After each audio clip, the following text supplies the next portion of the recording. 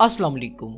Lasik, जिसका मतलब है लेज़र इन सीटू केराटोमाइलोसिस, ये एक बहुत पॉपुलर लेज़र आई सर्जरी है जिसके ज़रिए से आंखों की कुछ कंडीशंस को ट्रीट किया जाता है, जैसा कि नियर साइटेडनेस, फार साइटेडनेस और एस्टिग्मेटिज्म वगैरह। आंखों की ये तीनों कंडीशंस रिफ्रैक्टिव एरर यानी कि कॉर्नियल डिफेक्ट की वजह से होती हैं और आमतौर पर इन कंडीशंस को स्पेक्टेकल्स पहनकर ट्रीट किया जाता है। लेकिन लेजिक के जरिए अब इन कंडीशंस को परमानेंटली ठीक किया जा सकता है।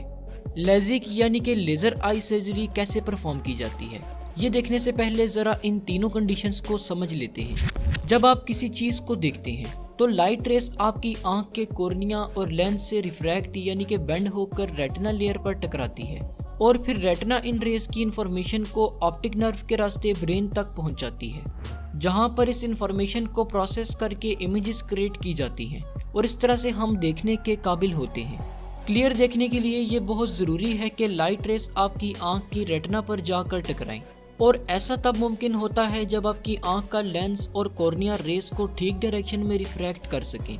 लेकिन बाज़ औक़ात कुछ लोगों में कॉर्निया लाइट रेस को ठीक डायरेक्शन में बेंड नहीं करवा सकता। कॉर्निया इंसानी आंख के फ्रंट पर मौजूद सबसे बाहर वाली लेयर होती है। ये देखने में ट्रांसपेरेंट और राउंड सी होती है, मगर रिफ्रैक्टिव एरर के मरीजों में कॉर्निया की शेप नॉर्मल हालत से ज़रा चेंज हो जाती है, जिसकी वजह से इनमें अमूमन 3 किस्म की कंडीशंस जन्म ले सकती हैं। नंबर 1, नियर साइटेडनेस और मायोपिया।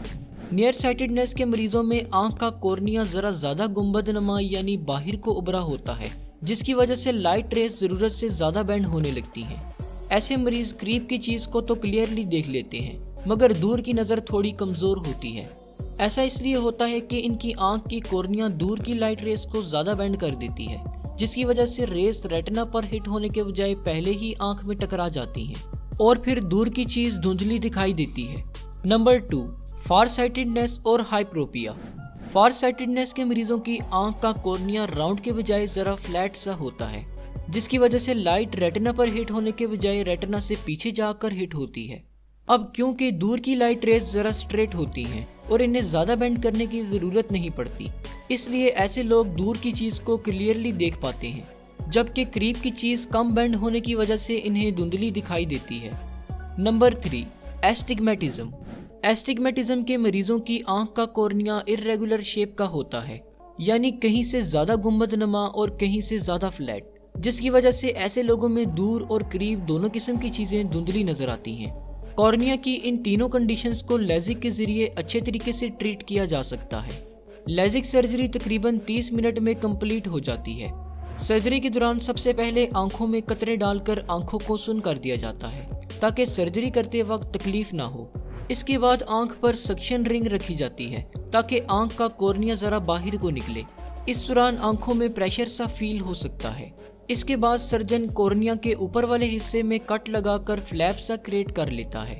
जिस सर्जिकल टूल से कॉर्निया को कट किया जाता है उसे माइक्रोकेराटोम कहा जाता है। फिर इसके बाद डॉक्टर एक्सपोज्ड कॉर्निया को लेज़र के जरिए से शेप देना शुरू कर देता है। लेज़र में अल्ट्रावायलेट रेस को इस्तेमाल किया जाता है।